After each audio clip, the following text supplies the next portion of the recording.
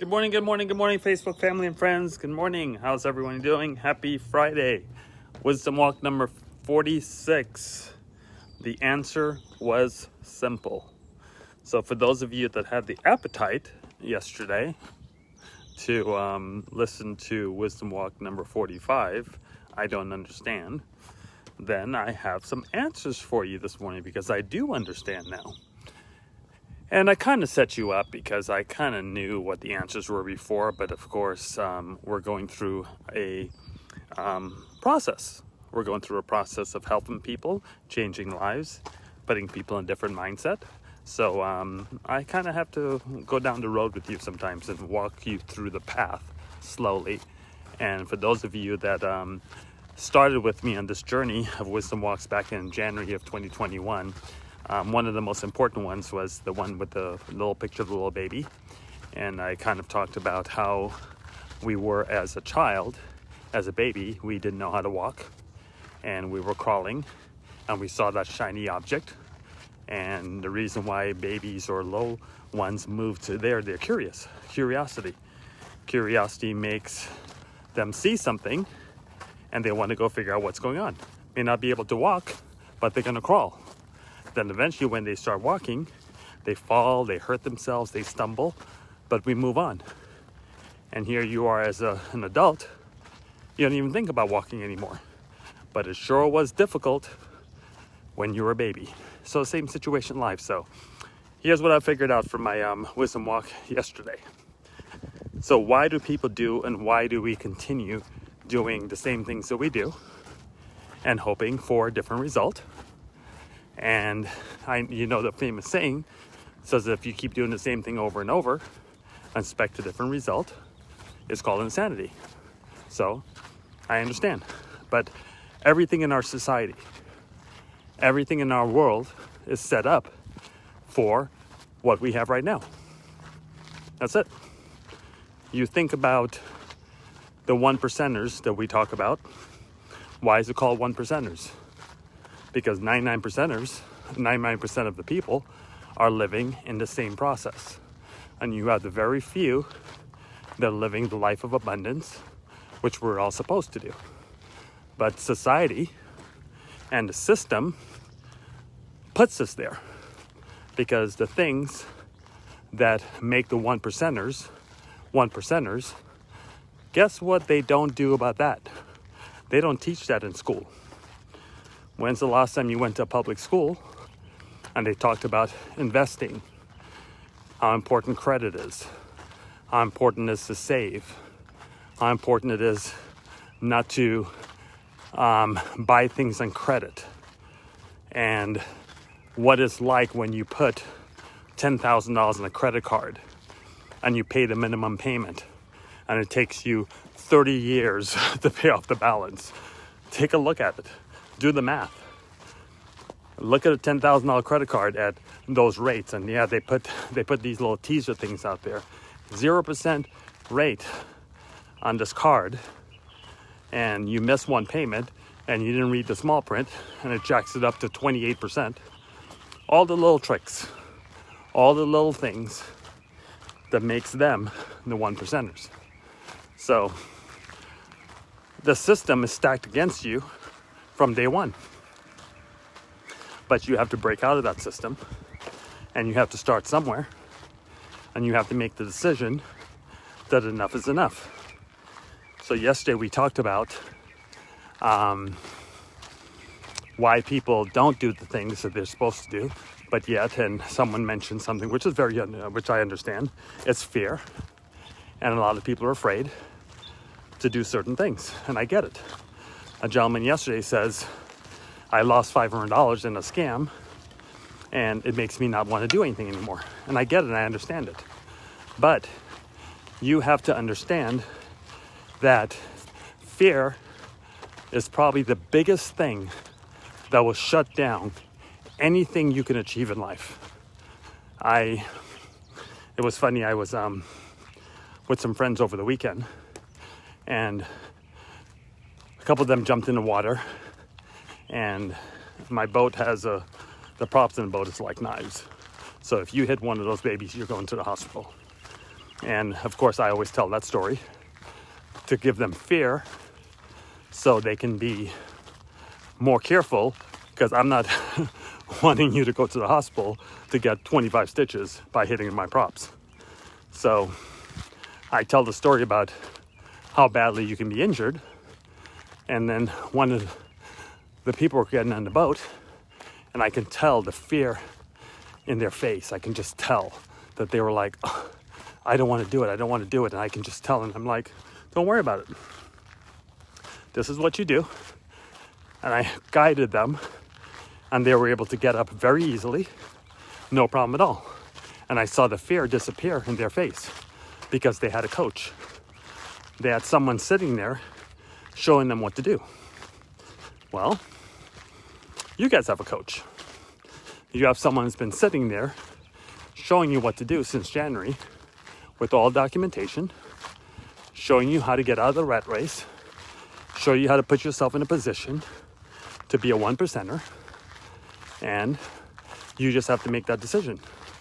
You have to make that decision because the person that was trying to get up in the boat could either have trusted me to show them the right way, or try doing it themselves, hitting the prop, going to the hospital, learning from the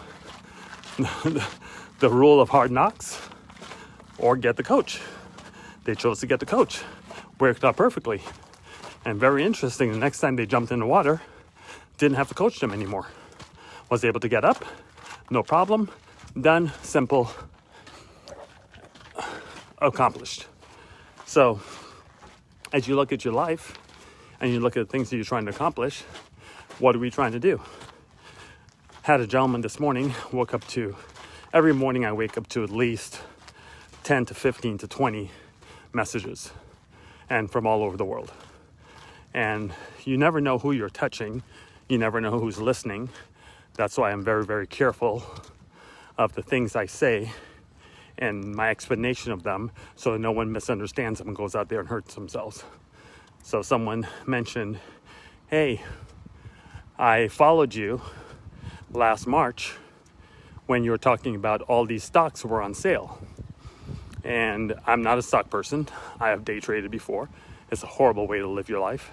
A lot of work, waking up early, just isn't sexy to me. It's just not something I want to do. And to me, it's too much work. And you guys already know, I'm allergic to work. If it's got work next to it, I'm out, not interested. So, but we had a very unique opportunity when the pandemic hit, and people were, and all the stocks were on sale. So I'm like, look, everything's on sale, go buy it. So I told everyone buy the travel industry and the airlines and the cruise industries and all that stuff. And I got a message this morning from a gentleman that says, hey, I've been following you for a couple of years. I listened to you back then, and I don't have a lot of money, but I put in $1,000 into the markets that you talked about, and I now have like $5,000. I'm like, wonderful, that's awesome. He goes, what do I do next? Funny that you ask. Because now I have the strategies and the things to go to the next level. So I just thought it was really, really cool to receive that one of those messages this morning, that, you know, here's a gentleman that has a 500% increase, and now he doesn't know this yet, but he'll be able to take that $5,000. And the next time he messaged me, he'll be, hey, I listened to you back in June of 2021, and that $5,000 now is now $25,000. Hopefully he does. Hopefully he listens. And hopefully he puts himself in a position where he doesn't have to work anymore. So, but back to my conversation from yesterday on why people make the moves and do the things they do. I thought about this. I thought about the gentleman that said, I think it was Andy. He said, you know, that people are afraid. And I get it. And he was afraid because he lost money. And then I made the analogy about there are many people right now in the world, sadly, that just died in a car accident. And just because that's happened, that doesn't mean that we're going to stop driving our car. I have another analogy for you guys on that. How many people are going to get fired today or have already been fired? Just because they've been fired doesn't mean you're not going to work anymore. Are you going to say, oh, wow, working means that you get fired, so I'm not going to work anymore? No, that's kind of a ridiculous statement. But it's the same thought process of why would you continue doing the same things that you do in life every day over and over and over and expect a different result. You have to step out of your comfort zone, because if you're comfortable, let me repeat that slowly so you guys get it.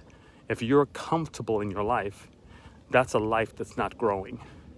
You have to push yourself. It's almost like the gym. Look, if it doesn't hurt the next morning, you didn't do something right. Okay? You have to put yourself in a position that you become uncomfortable. So many people, I have all the instructions of everything you need to do on our Facebook page and on my promo page. It shows you everything you need to do. Of course, there's no charge for it. But I had a gentleman this morning I spoke to. He says, I've been trying for 2 weeks to put money into, to start the process. 2 weeks. I can show you how to do it in 2 minutes. Well, probably not 2 minutes, more like 20 minutes. But it's the process, and what you believe to be is what you do, is the things, is the person that you are inside.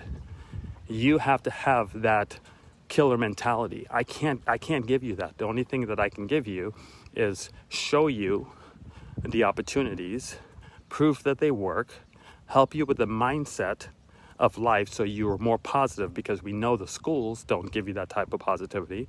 Most family members don't give you that type of positivity. Most friends don't give you that type of positivity, and you're not around that every day. So I try to do that for you, to be that beacon of the positivity and the encouragement you need to move forward. So you're welcome, Jason, no problem at all, but you got it, no big deal. And you weren't the person I was talking about anyway. I knew you were really close to getting yours done, so you were able to get it done. So you have to have that inside of you, that drive inside of you to want to do better. The first thing is, do you want your life to be better? Do you want your situation to be better? Or are you just comfortable with the status quo? Are you just comfortable waking up every single morning, going to work, doing what you need to do, coming home, sitting on the couch and, eating something and then repeating that process? Or do you want to live? Are you existing or are you living? It's a choice that you have to make. I choose to live. I don't know what you guys are choosing, but I choose to live my life. I just saw yesterday, or a couple of days ago, the Queen booked our exact vacation we had in April again for next April. I'm like, oh, we're going back to the same place, same hotel, same everything. She goes, yeah, I think we'll just make that a tradition.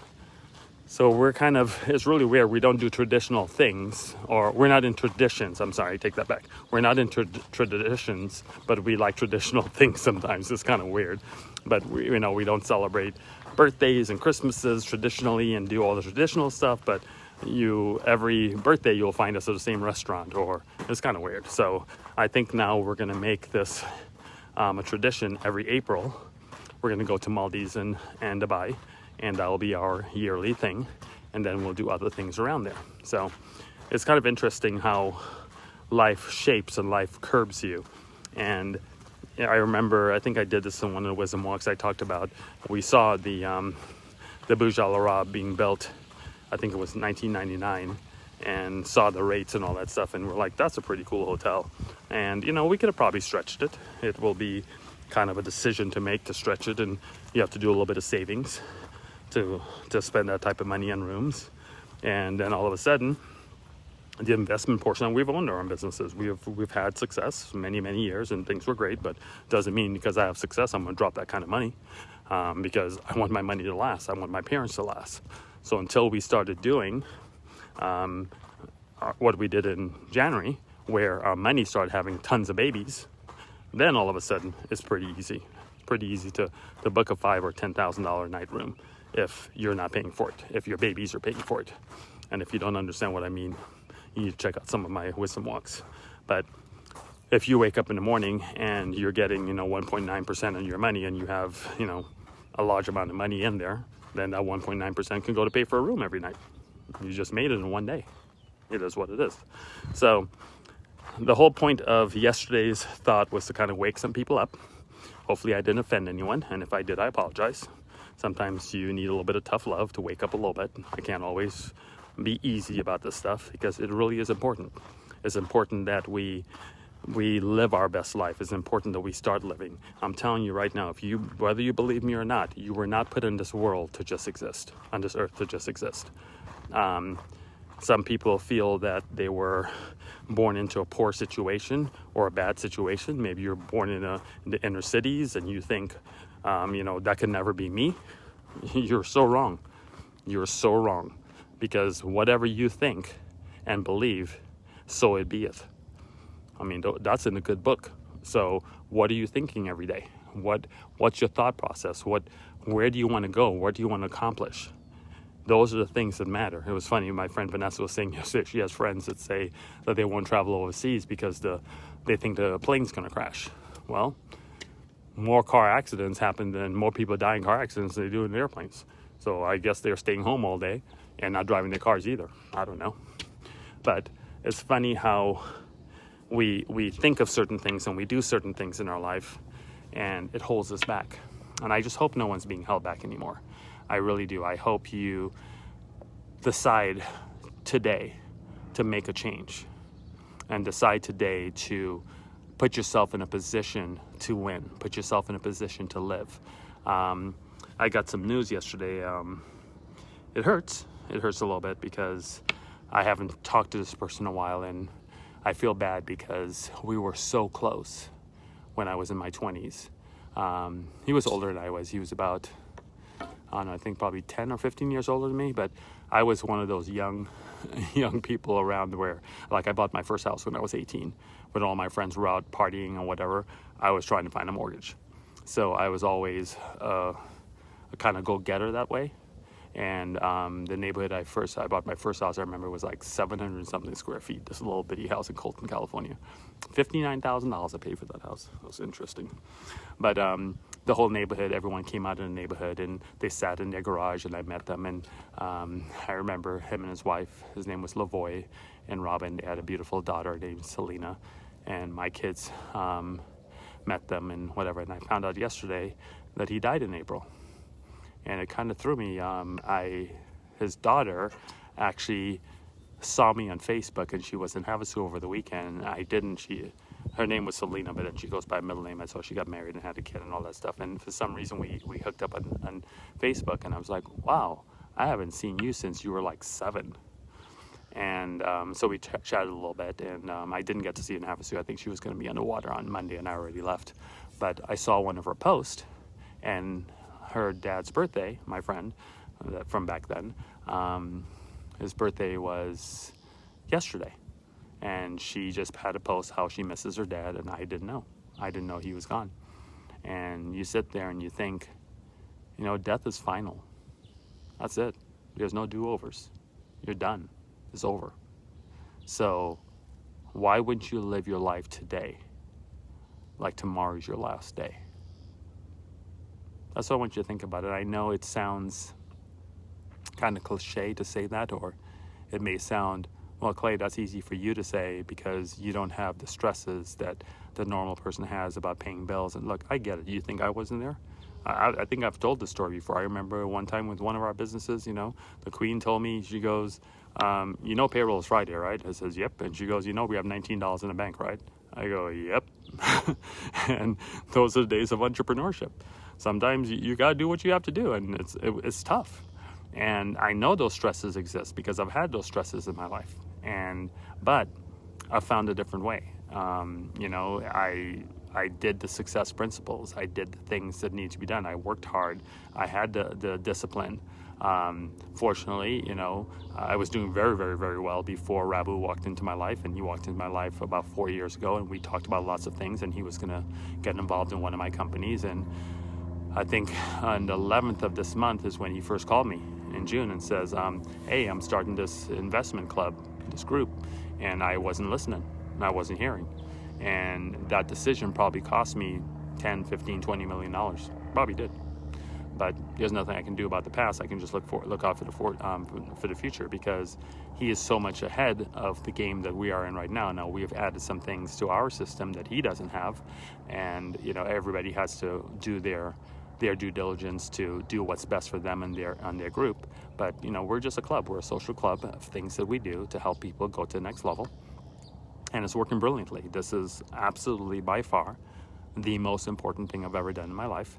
I've had the most success on this. than any other thing in my life. Well, WLG had some pretty good success. When you're making $500,000 a month, it's pretty cool, but